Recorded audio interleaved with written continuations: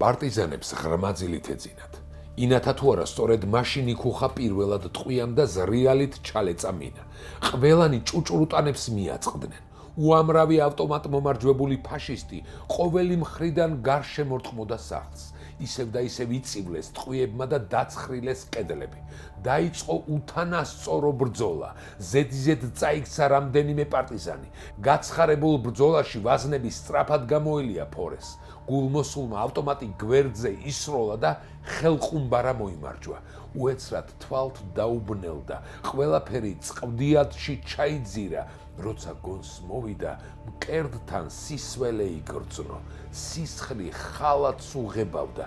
კიდევ კარგი ხელში არ დავიჭერი. გაუელვა გონებაში და გაჭირვებით ფანჯარასთან გადაინაცვლა.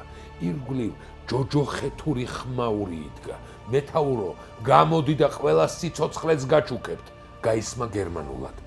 ესეც თქვენ, ჩაილაპარაკა ფორემ თავისთვის და ნასრულ ხელყუმბარას თვალი გააყო.